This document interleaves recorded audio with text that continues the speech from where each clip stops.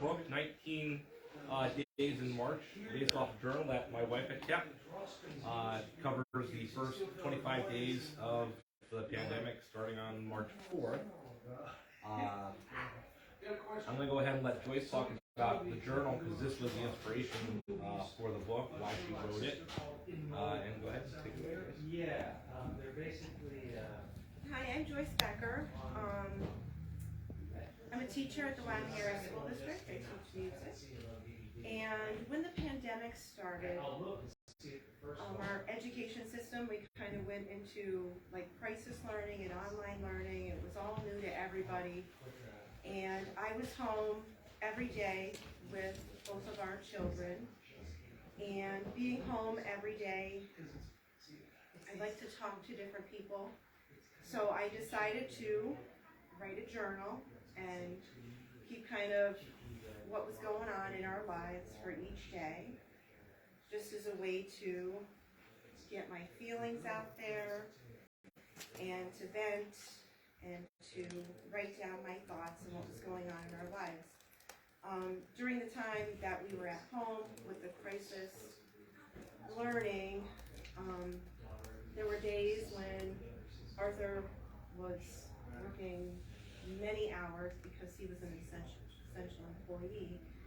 So I kept my journal, and when we decided maybe we'd like to write a book, he found my journal and he used one of the entries as the inspiration for the title. So I'll read a little bit from my journal. Friday, March 27th, 2020. And it starts, 19th straight day of Arthur working. Today would have been Clara's kindergarten registration. So those were two little quick facts out of this much bigger journal. But even though I was at home day after day after day with the kids, I couldn't imagine what he was going through. 19 days. He was working 12-hour days straight. Yeah, and our little Clara, her kindergarten registration didn't happen, and then the next year we chose to cyber school our children. So that's a little bit about the journal that I kept. I won't go through everything. And that's the inspiration for the title of the book. Oh, here's our two daughters. Come on out, girls. So this is Clara, the one, it would have been her kindergarten registration on March 27th, and Joyce, who was in 6th grade. They're both Wyoming area students. At the time the book was written, Joyce was 8 and Clara was 5.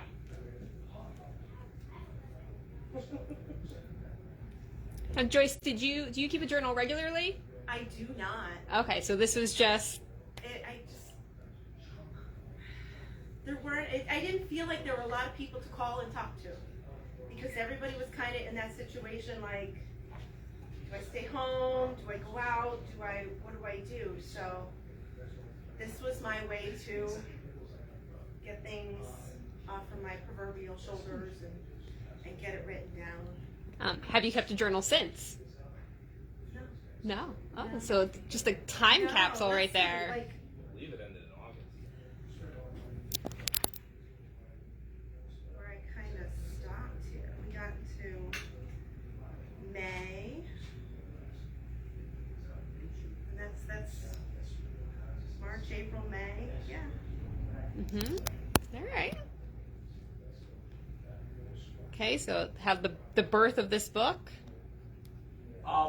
So the book begins on March 4th, 2020, which was the day I had a surgery, which you have to read the book to hear what see the surgery. But that's when I started noticing things happening, around me. Up until that point, it was just go to work, take the kids to dance class, go to church, get the kids to Sunday school, come home, make dinner, take care of the coal fire, take care of the mother-in-law, take care of the dog, blah, blah, blah, blah, blah, blah, blah.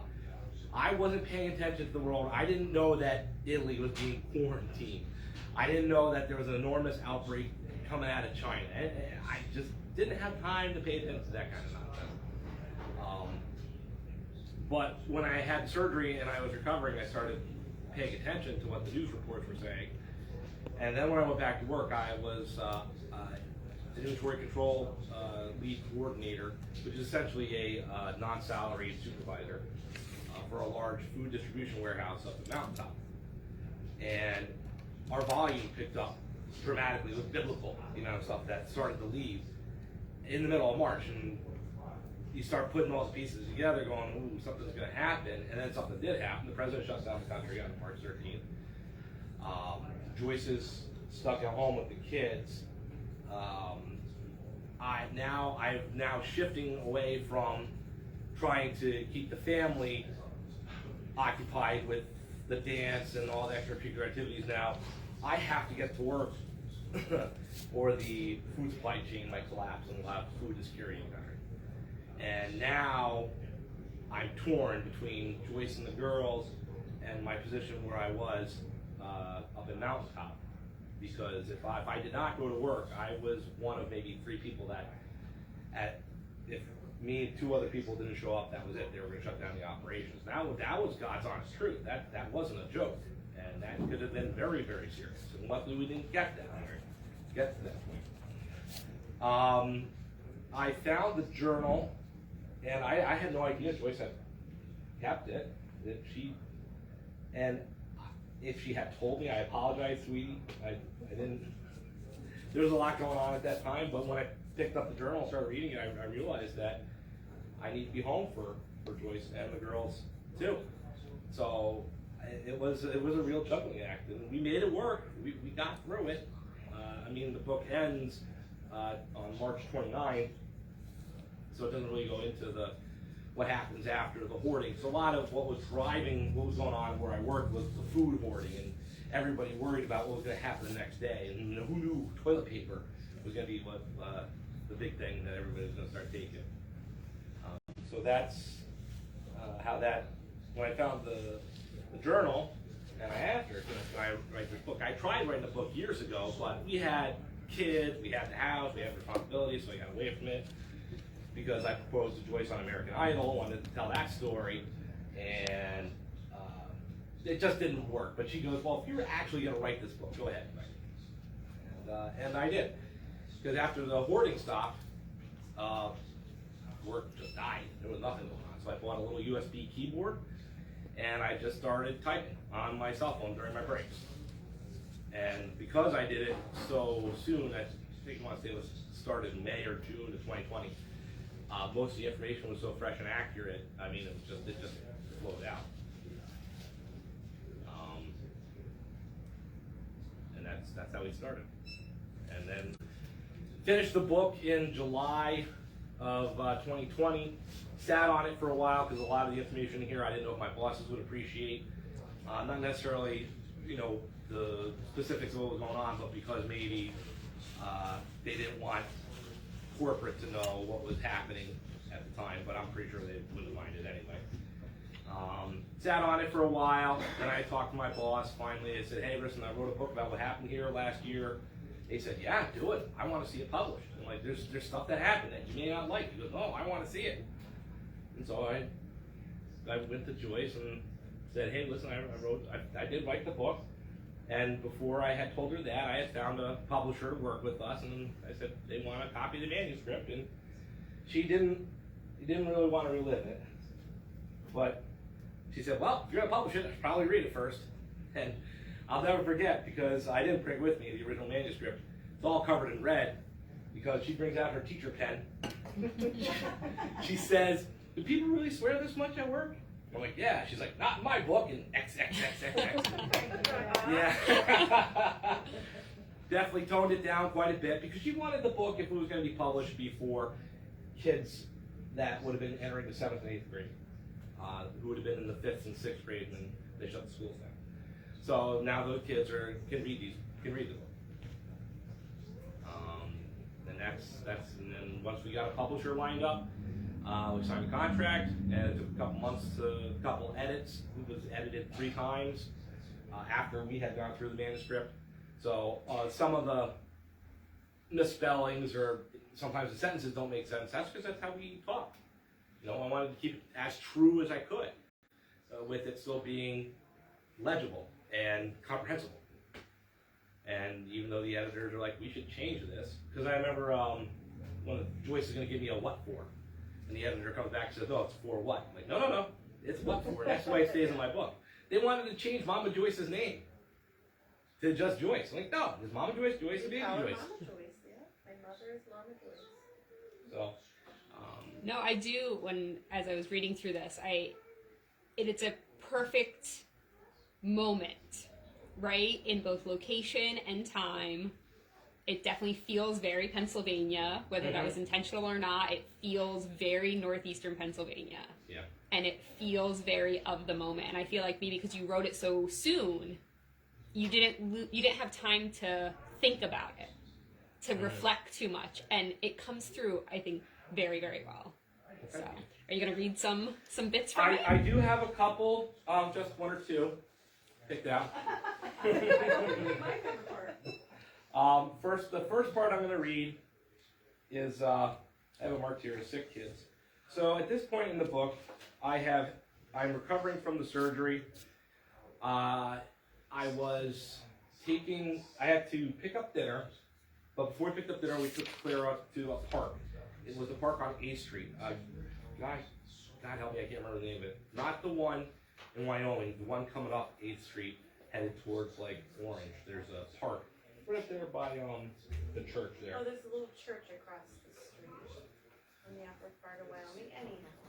Anyhow, so we'll just go ahead and start there. First, we had to go to my mother-in-law's to take care of her cold show. It was not terribly cold, but she was in her 80s, so keeping her house warm was priority. I didn't mind doing it. She was family. And she watched over Clara instead of us having to put her in daycare or preschool, and that was a bonus. After that was done, I took Clara to the park and called the hockey guy to get the tickets. While at the park, at the time, I did not take notice, but looking back, maybe it was a sign. A good chunk of the other parents there had hand sanitizers. I knew a stomach bug was going around the school district, but Joyce was not too worried about that because it was mostly in the kindergarten. I guess everyone here had kids in the kindergarten. There was a stomach virus going around the schools, but it was mostly in the JFK Elementary School. Joyce wasn't in JFK teaching at the time, and neither of my kids were in JFK. So we weren't terribly concerned, but as I'm sitting there, I was looking at all these parents with hand sanitizer. The only thing I think was, boy, everybody here's got to have a kid in kindergarten. I didn't realize what they were trying to protect themselves from. So that's that part there. The ticket guy. That was one of the things that Joyce had asked me to do. Was there was going to be a hockey game that Sunday, a Penguins game. So I was calling the hockey guy to get tickets to see the game. Actually, the next one here is for Mom. Hi, Mom. Oh yeah. Leading up to this, this is where Joyce is going to start putting out to me that we need to start taking seriously what's going on around us here.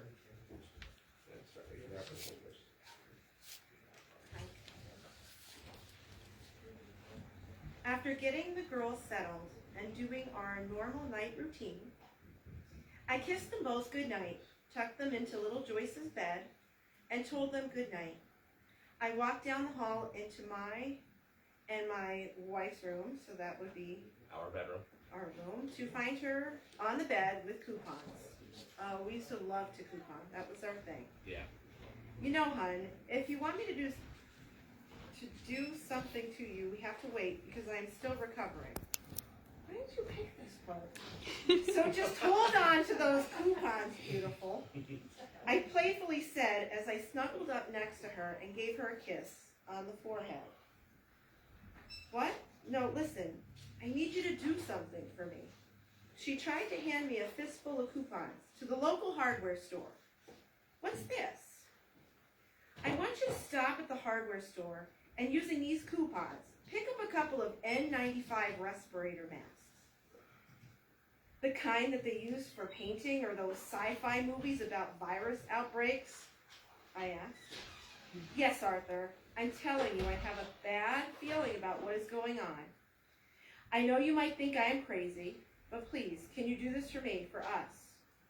Joyce at this point was being very serious and concerned as I took the coupons from her. Actually, Joyce, I don't think that you're crazy because, ... This was where I told her about the email I saw. Her face got even more concerned. So you can talk a little bit about that. The coupons? Yeah. So one of the hardware stores down in the Wyoming Shopping Center often had coupons, 20% off an item, you got a free flashlight. I won't name the store, you know what I'm talking about. So I had cut out those coupons and told him, you know, see if you can go down there to the shopping center and see if you can find us some of those respirators. And should I tell them about what you found? Yeah, go ahead. So he texted me or he called me and he goes, Joyce, I can't find anything. All they have are like those big, like heavy duty paint respirators. They didn't have like the big things on the side. They didn't have any, just the plain white mask that we were used to, 10 years ago painting the walls with. Like the racks were just empty.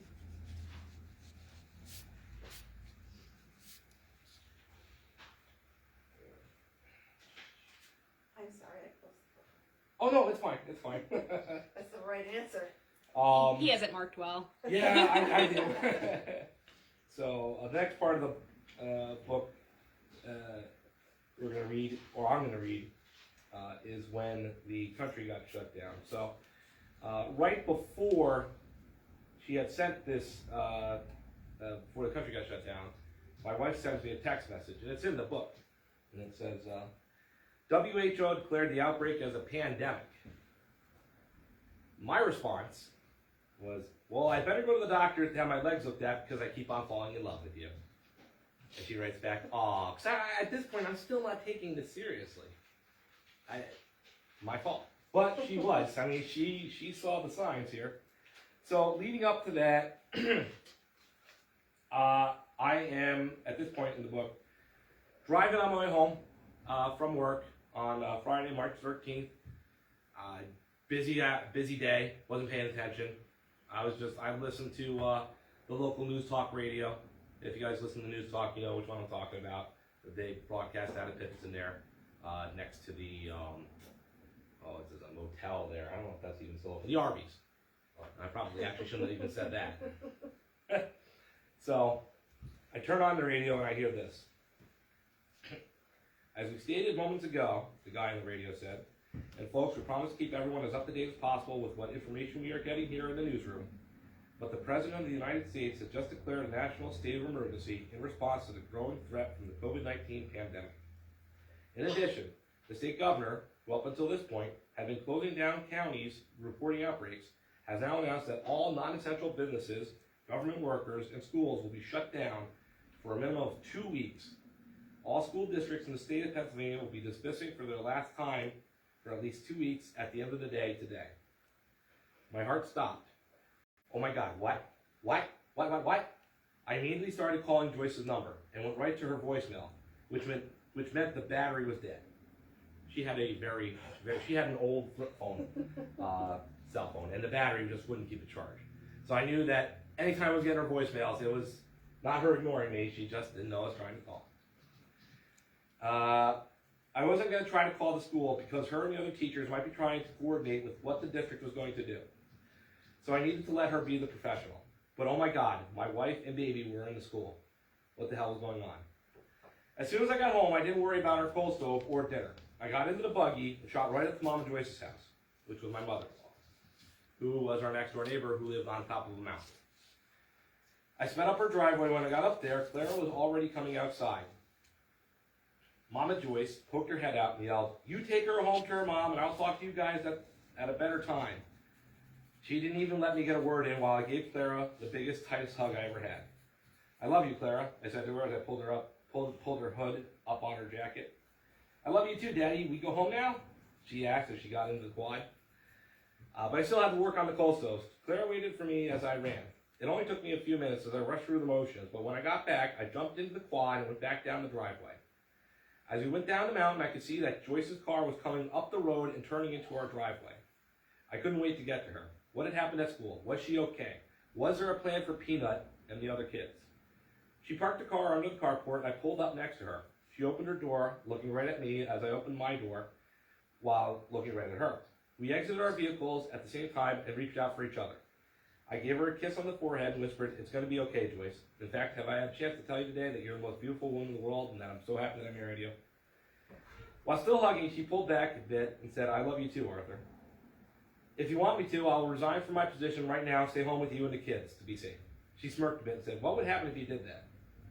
"Well, at some point we wonder how you're going to pay the bills," I said with a smile. "No, I mean at work." I said, "Well," and I had to think about this for a second. "There's already no supervisor or lead on the shift and no one to cover if I didn't come in. All the inventory issues would build up to the point that they would probably affect or stop some parts of the operation. There would probably be affect or stop some part. There would be no one there to help the operators if something goes wrong. The building would probably have to shut down for a few weeks because there wouldn't be enough people to handle everything, and the people already there would be overwhelmed. I'm not saying that the world would stop without me, but everyone who can go to work needs to be there." Joyce, as loving as any wife could be, was very understanding. "You need to go to work. You work in food distribution, and when I went grocery shopping the other day, I told Clara that it might be the last time we go grocery shopping for a while. It was nuts. There were parts of the shelves being emptied, and I kind of had a sense that something bad was going to happen. Unless martial law is declared, or I do not feel it's safe for you to go for whatever reason, you need to go to work." And Joyce, I'll let you talk about that conversation we had in the car for that day. Okay, we're going to go ahead and move on to the next part. Hi, sweetie. Hello. I have a question. Are you guys going to be talking about the part with the pretzel? We're gonna get there, sweetie. Yes, I read the book. I promise. It was a good book. Thank you, Peanut. So, the next part I'm going to read is, we're into the pandemic a little bit now. Do you remember the day you put the hand sanitizer bottle out on the railing? Yeah. You want to talk about that for a little bit? Sure. Well, you don't have to just talk about what you did, because I don't know. Oh, why it ended up there? Yeah, I still don't know. So, when the pandemic was going on, I guess it was just me being worried about germs coming in, just like so many people. And he was the one out in the public. My mother was in her early 80s at the time, and we were her source of getting groceries and taking care of her at her home. And he was the one who was out in the public. So I took a bottle of hand sanitizer and a zip tie, and right where the stairs lead up to the deck, there was this hand sanitizer, and I zip tied it to the railing. I told him, when you come home, gotta put that hand sanitizer on before he comes in and touches things, because he likes to touch. Right. So this part in the book is me seeing this bottle for the first time. Because there was no school and everyone's home, I drove up to Mom and Joyce's house first to take care of her cold stove. After that, I pulled into the driveway, and the first thing I noticed was that there was something zip tied to the deck. I got out of my truck and walked towards the house, and on the railing going up the stairs was a bottle of hand sanitizer zip tied to a post. I just stared at it. "Sanitize your hands, mister," yelled someone from way above me. I looked up and saw Joyce hanging out of a window that was upstairs. Pointing at it, "Hun," I said quizzically, "I have an extra bottle, so I left it outside for you to use before you come into the house." I stood there, slowly pumping the sanitizer into my hands, reflecting and pondering the new reality I was living in. Clara popped out of the front door. "Daddy!" as she yelled as she came running towards me, hands outstretched to open the gate and give me a hug. "Clara, stop!" No, sweetie, that's in the book, hon. That's not. You're fine. You're fine. You're fine. As the voice of a girl who hears that often, I think. Yeah. "Clara, stop!" I yelled. She did as I had asked her to, but she stood there, looking like I was angry at her. She looked confused, scared, and hurt. That I had just screamed at her for something she had no idea was wrong. Now I felt bad. Hi, I said as I got down on my knee and looked at her through the gate. Daddy just got home from work, and because of COVID-19, Daddy being out, I don't want you to give me a hug until I take a shower, okay? You're not in trouble or anything. You didn't do anything wrong. I love you very much. You're my little princess, right? Right, I'm your little princess. She cheered right up. And I want to keep my little princess safe. Thank you, sweetie. I said as I stood up again. I looked up in the window and at Joyce, who had witnessed the whole thing. She looked like she was about to cry. I blew her a kiss. She smiled a bit and blew one back, but I couldn't let them know how much this was killing me right now. Daddy had to be strong for everyone. Besides, men weren't allowed to cry. That yelling at her when she was 5, I mean, that just killed me. But we didn't know what we were dealing with. We didn't. She has asthma. Mother-in-law has COPD and is on oxygen. There's no treatments. There's no vaccines or anything yet for whatever this is. I got to keep everybody as safe as I possibly can. And yeah, I yelled at her, but I hope one day she realizes that I wasn't doing it because she had done anything wrong. And that's part of the reason that we wrote the book. Let's see. Oh, this is a good one. So I was away. Not only was I at work for 12 hours a day. It takes about an hour to get to work. So I'm not with Joyce or the girls for 14 to 15 hours out of the day. Before the president had shut down the country, I had been asked by the Exeter Township Board of Supervisors to come to a meeting with a PennDOT representative because there are several problems with the state road near my house, which is leading onto a county road. We live on a county road.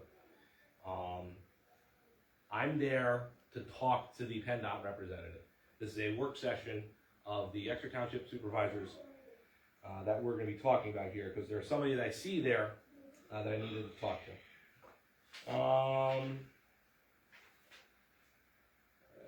After reviewing the emergency, the supervisors went on to discuss normal business for the township. When the chairman dismissed the meeting, I rushed over quickly to try to get a hold of the chief of police for Exeter Township. Hey, chief, I said as I tried to flag him down. Hey, Artie, what's up? Said chief. Hey, how are you doing? I asked, trying to casually start a conversation. I'm okay, all things considered. Yourself? How are Joyce and the kids? He asked. We're okay, but I have a question. It's about Joyce and the kids, and I wanted to ask you something. I said. Sure, what's up? He said.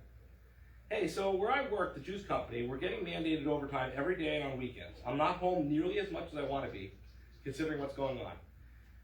I wanted to know if when your officers had downtime, no calls or anything pressing, if they would take a quick drive by my house to check on the girls. Not saying that I think anything's going to happen, but the world, as crazy as it is right now, I don't know. I want Joyce to know it's okay and that it's safe, I said nervously. The chief looked down for a second and looked at me.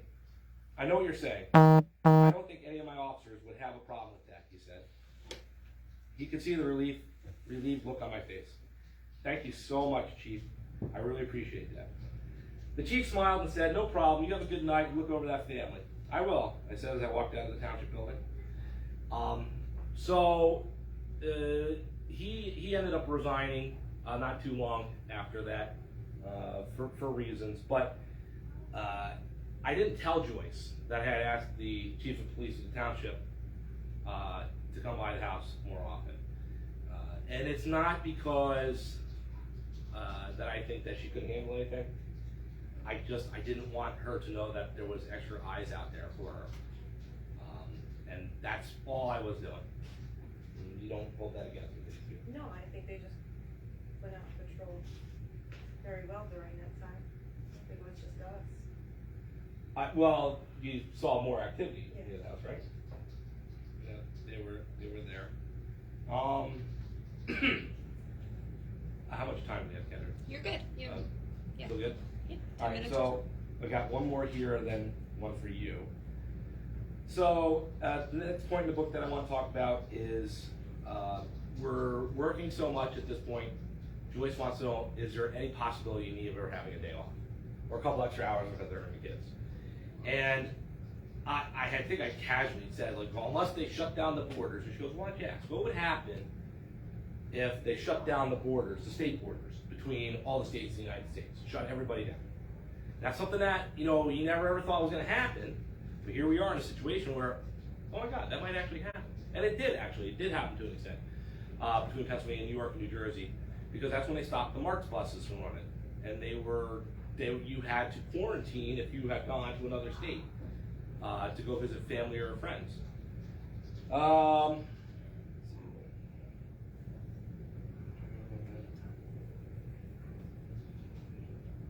So, this is me talking to my boss, big boss, up there on Mountaintop.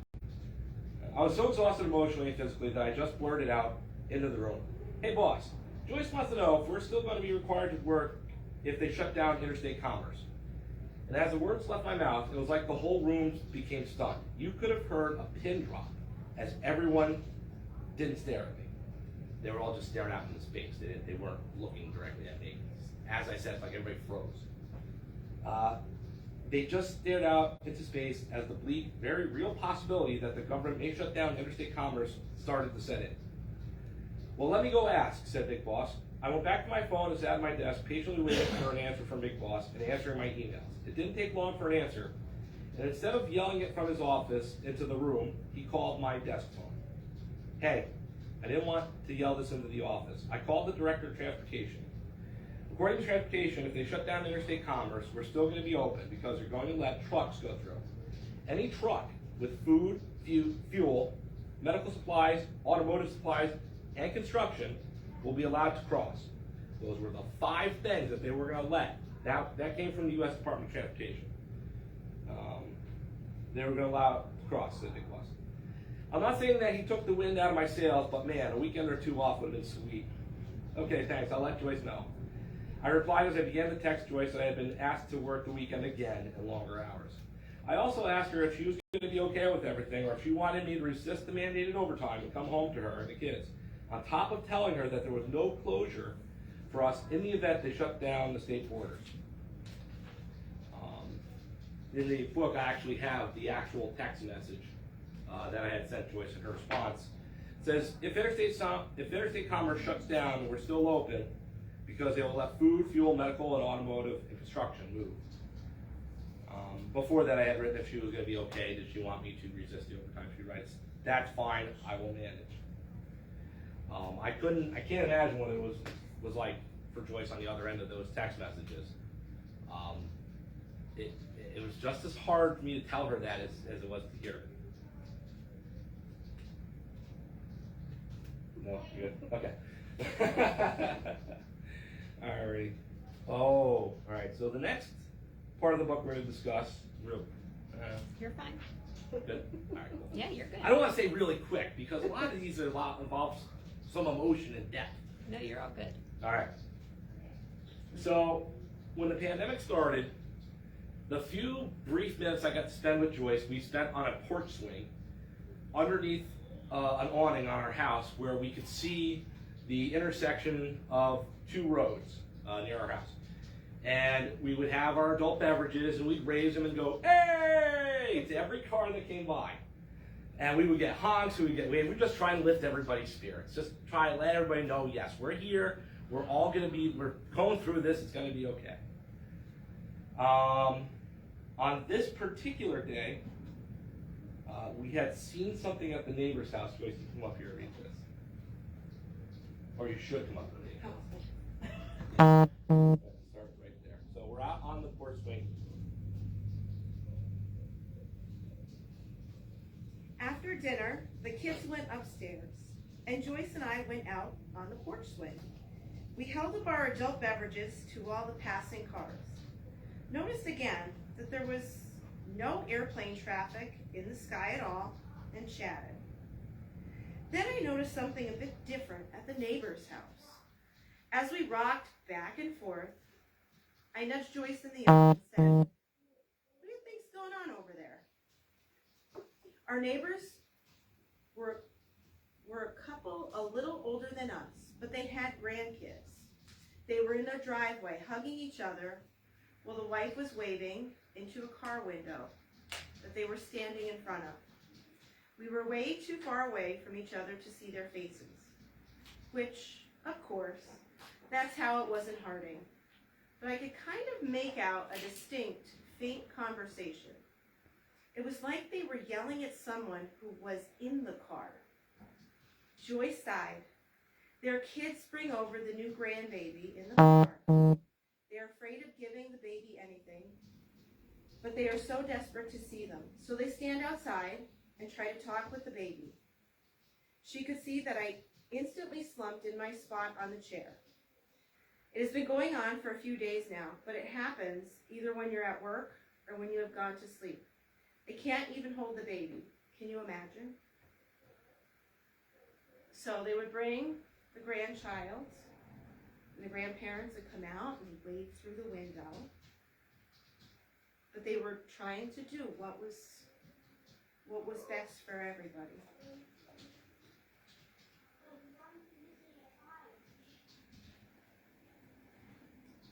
Yeah, I can imagine. Hell, right now I have to tell the kids not to hug daddy until I get a shower and decontaminate. It's what we have to do right now, hon. If they're sick and don't know it, they'll get the baby sick.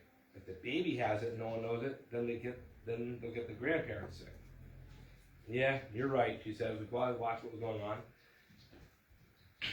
When the neighbors were done talking with the baby, the car pulled away. Both of them smiled and waved, but when the car was out of sight, they collapsed into each other. And while we couldn't hear them, their body language told us there was a little sobbing going on. I couldn't run over and tell them, but it wasn't just them that were sobbing. Right now, it felt like it was the whole world. Yeah, it was pretty serious, what we were seeing going on. When I saw that, and when Joyce told me what was going on, it was like it hit home. It was like it was right there. So the next part of the book that I'll talk about here is driving into work during the pandemic, during the first stages of it, was bizarre. There was no traffic. It was literally just me. It wasn't even tractor trailers going down the Cross Valley. It was me on the Cross Valley up to 81. I mean, it took no time at all to get to the mountaintop, but I mean, there was nobody else there. And as more essential workers started going to work, I don't know if anybody else remembers this, but on the highway signs, they started putting signs on the highway signs saying, "Stay at home, limit travel, stay safe." And this is the first day that I see that.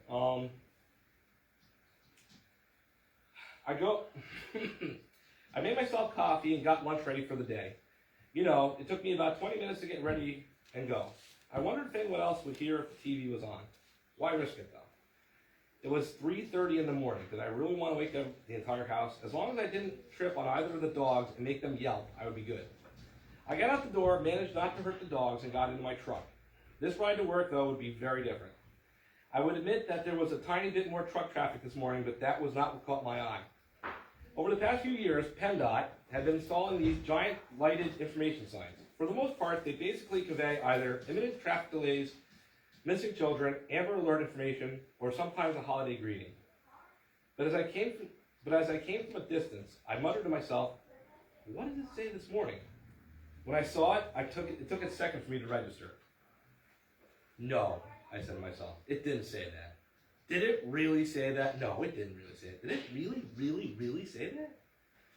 I had already passed the sign when I decided to pull over to get a better look at the same sign which faced the northbound lanes of Interstate 81. I pulled over my truck, got out, and took a picture. "Stay home and limit travel," was what the sign kept flashing at everyone driving by that could read it. The government was actually telling us to stay home and limit travel. Like, seriously, all you people out right now need to stay home and not move because this is a serious virus. At the moment, all I saw traveling about me were essential employees and trucks. I don't know how anybody else felt about it. I mean, Joyce didn't even get to see them.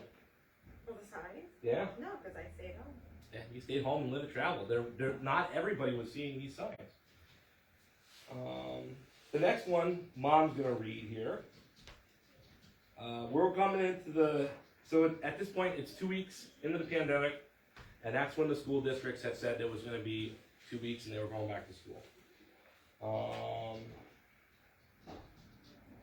ahead and start right from there.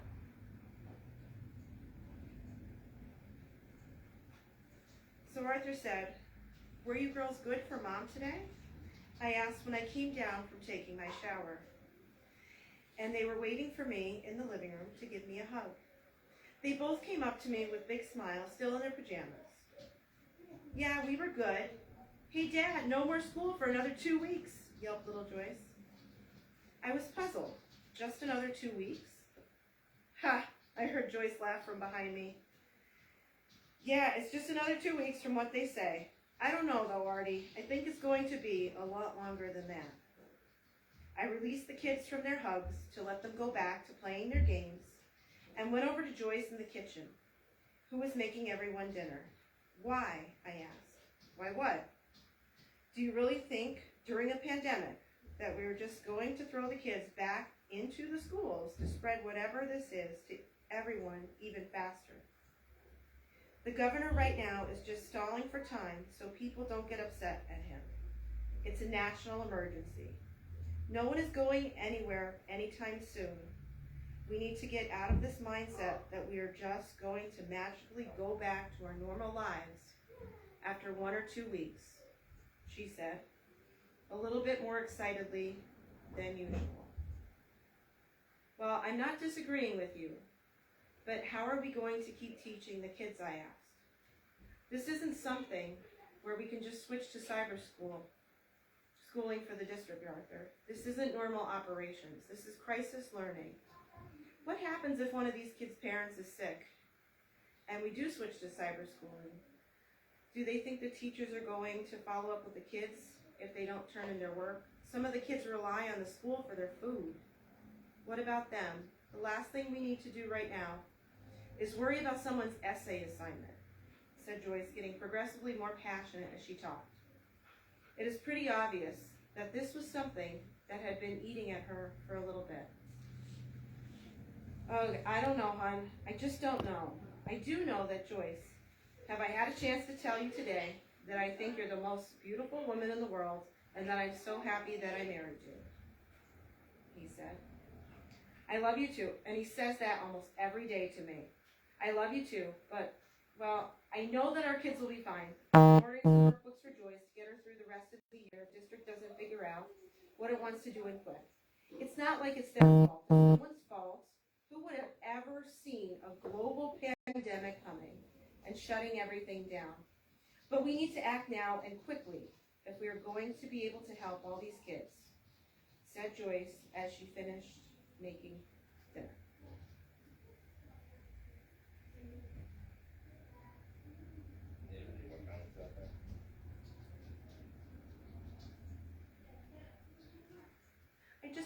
In my heart, I felt like 2 weeks was not enough to figure out everything that was going on in the world. So when I heard 1 or 2 weeks, my gut just told me it's going to be a long haul.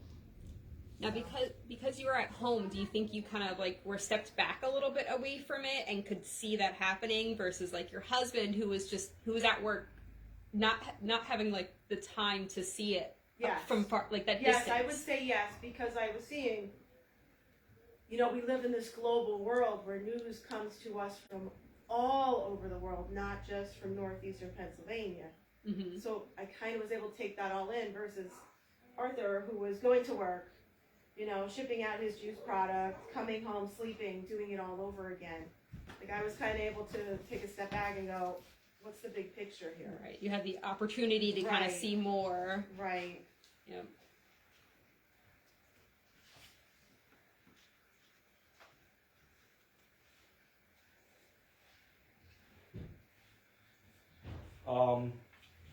So the next part that I'm gonna read here. At this point in the book, You're good. You good? Yep. At this point in the book, the operations manager for this facility is sick. At the time, he said it wasn't COVID. I don't know why, but he wasn't there. So there's no operations manager. The second shift inventory control person, his wife was being tested, and so he was being precautionarily tested as well. So that left us with no operations managers, no supervisors, no lead coordinators, one inventory person, one inventory lead, that was me, 4 dispatchers, and 2 supervisors to keep the building running. This is like the last stand, because any more people getting sick or not coming in will stop the operations. When you're dealing with food distribution during hoarding in a pandemic, that could be catastrophic for the entire network.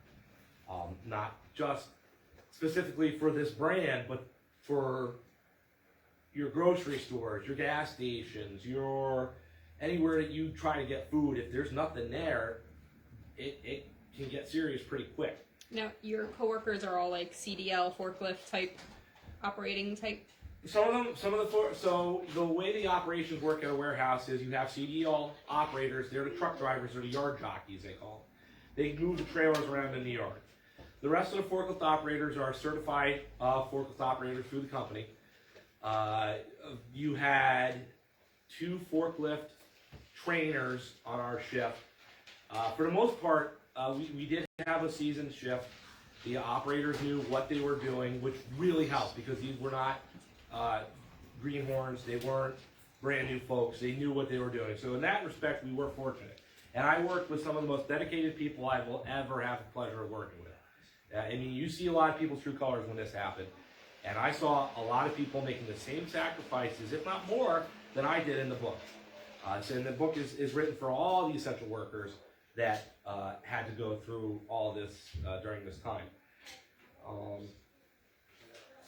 At this point, though, I knew that I needed somebody to help me with the inventory stuff. So I decided I was going to ask somebody to do some sort of emergency training where I could teach them a few things and help me address other issues that weren't being addressed, because those issues, as they were just getting into a big pile. Let's see. There really wasn't much else that I could do. There were too many problems that had built up from the previous shifts, not to mention all the new problems I was going to face throughout the day. I really hoped that I could get someone from the shift to help me out. I prepared for my pre-shift meeting and got everything ready. After letting everyone know how much work there was for the day and getting volunteers for overtime for the next day, which was funny, you didn't volunteer, you were automatically mandated. The problem was there were no supervisors there to enforce the mandated overtime. So it was basically, if you can come into work, please come into work as much as you possibly can. I then hit them with this request. Guys, as you know, we're working with a severely reduced staff. We are all stretched really thin, but I need to ask a question to everybody, and I need to ask, is there anyone here willing to work with me and learn some basic inventory tasks so that it frees me up to help other people out there? Simple stuff, returns, how to do damage, because I'm getting hammered with it. And ultimately, if I could have someone help me out, it would help us all go faster. I said, as I scanned the group, crickets. Absolute crickets is what I heard. Not a single hand went up, not a single person stepped forward. I was pretty much on my own in the inventory world at this point, not exactly throwing up the surrendering flag. I did want to make my feelings known to the group. Okay, team, I'm not a supervisor and I can't make you do something you don't want to do. However, I want to let each of you know that if you need help out on the floor and you call specifically for me and I say that I cannot help you, it's not a lie. I cannot help you. I can assure you that there will be a very good reason behind it, but I won't provide you that reason. I will simply say I'm unavailable to help. After that, you're on your own to solve the problem, deal with the consequences of it later. Given everything going on in today's day and age, I guess this definitely would qualify as an end-of-the-world situation. Everyone works safe.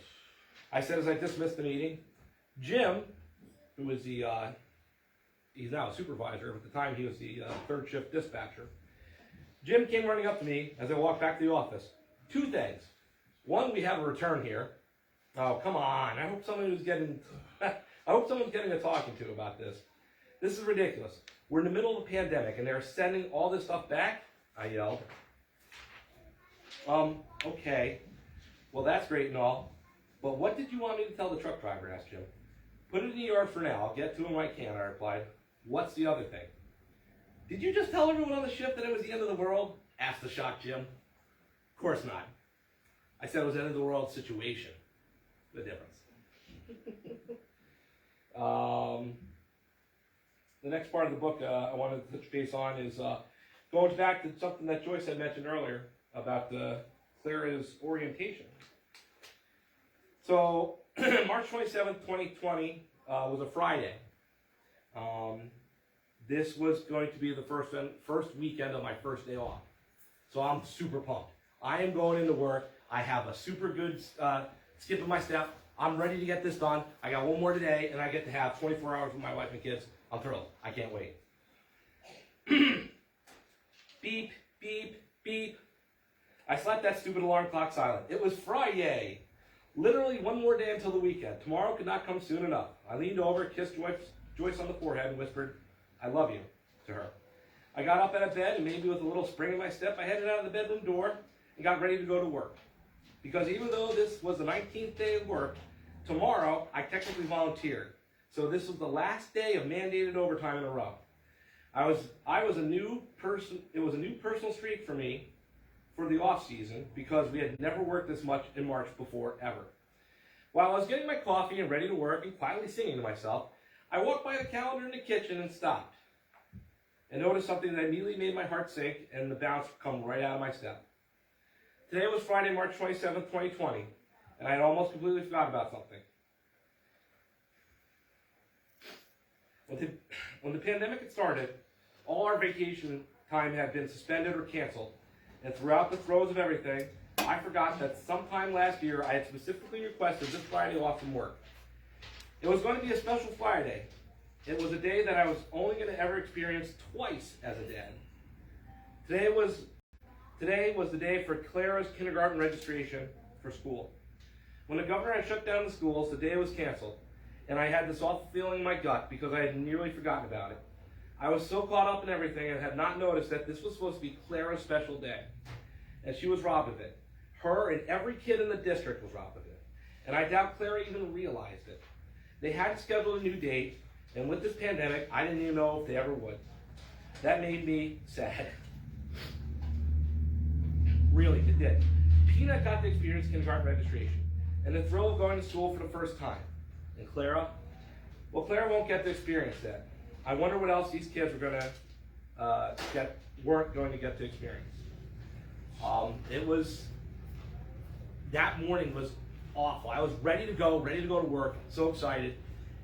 And then a few months ago, because where I work, they typically would work with you on your vacations, but I had specifically requested that Friday and said, I have this day off, because I only get it twice. I did it with my first daughter, and we were all looking forward to it with our second daughter, with Clara. But when the pandemic started and they shut down the country, in the book it's not mentioned, but there was a day during a pre-shift meeting that I had to announce to everybody that I was working with that all vacation time and absences were canceled. If it was an absence, it was an unexcused absence. If you had vacation time, it was canceled until further notice. That eventually would change sometime in May or June of that year when you could get your vacation times back. Not necessarily because of a change in policy, but because that's when the supervisors came back to monitor. Because I was, as a lead coordinator, and you're not salaried, you don't have access to the vacation time and stuff like that. But I remember this day, and Joyce had touched about it earlier, and man, that just sucked the life out of you. So moving on. So this would be. Is this your last one? It can be, yeah. One more. Yeah. All right. It'll be the last one here. So, boy, which one do I want to do? The pretzel or Mama Joyce? The baby asked for the pretzel one. Is the one that Joyce wasn't involved with? Yeah, we'll do the pretzel one. Okay. So, all right, and I'll call Peanut in for this one.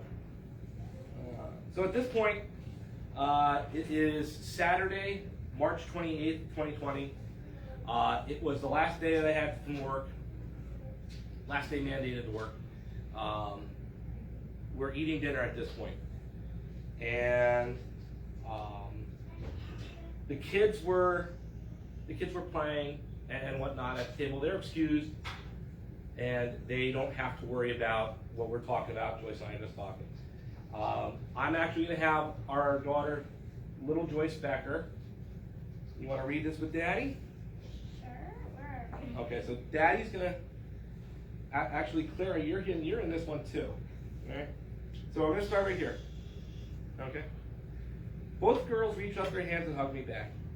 "It's okay, Daddy," said Clara. "I'm sorry that I was running on the bed," Yeah, I'm sorry too, Dad. said Peanut. I didn't mean to fall on where you had your surgery. At this point, Joyce got up from her seat, came over, and started hugging everyone too. "Okay, is everyone all sorry towards each other? Does everyone accept everyone's apologies?" Yes. Yes, we all said. Alright, so I'm going to, Clara, can you read this? "That feeling felt so good, we were able to move past it." But I wouldn't have fallen on Daddy if Clara didn't push me. It said little Joyce. Wait a minute. Oh yeah, I missed that. That was your line. You go, Joyce. Here you go. But I wouldn't have fallen on Daddy if Clara didn't push me. Is that little Joyce? Now Clara. this one's your line, Clara. I didn't. I didn't push you, Joyce. You fell and Insisted Clara. "It's fine. Everything is fine. We all said our sorries. We're all accepting them, right?" said Joyce. "Yes," we all said in unison again. The kids continued eating while I grabbed a plate and sat down with them. Joyce and I were talking about the day's events. She told me we were on some sort of lockdown orders. I don't know. She was happy to hear that Big Boss was going to be back in the office on Monday. In the meantime, while we were talking, the kids had both finished up their dinners. Clara put her plate of whatever she didn't finish up on the counter. She then walked out of the room and went upstairs. Little Joyce was fiddling with something on her plate. Joyce and I really didn't pay attention to what she was doing, but out of the corner of my eye, I saw that Peanut was breaking apart a soft pretzel that she had been given for dinner. I didn't even know we had any of those left. Joyce must have found them in the freezer. Anyway, she broke apart her soft pretzel into 3 equal parts. She then walked around the table, gave a piece to her mom, and then handed a piece to me. "Oh, sweetie, I'm okay. You can eat it. I didn't even know we had any of those left. I have not seen them in a long time," I said, trying to hand her back her piece that she had broken off to me. No, it's okay, Dad. When Mom was making dinner, she told us that these were the last soft pretzels we had, and she didn't know when we were ever going to get more. So I want you and Mom to have a piece of the last one. Said Peanut with her tone of humbleness. I started to hear Joyce softly cry. She's only 8 years old. As she let loose from her hug and looked right at me. "She's only 8 years old, Arthur, and she wants to share with us her last pretzel. She shouldn't have to do this." I let go of Peanut and gave Joyce a hug. "I know, hon, I know." I said as I rubbed her back. Okay. Do you guys not want the pretzel? Asked Joyce as she said with a confused look. We all sat back down in our seats and ate the pieces of pretzel that were broken up for us. While we were eating the pretzel, Peanut got up to get herself a drink of Chocolate milk. This kid loved chocolate milk. I swear her blood type was 2% chocolate milk. And that'll be the last part of me read. Yay! Yay! Good job, girls. Good job for eating. Okay, I want to go back. Wait, that was the whole book? That wasn't the whole book, sweetie. Just parts. Go ahead, back in the other room with your sister.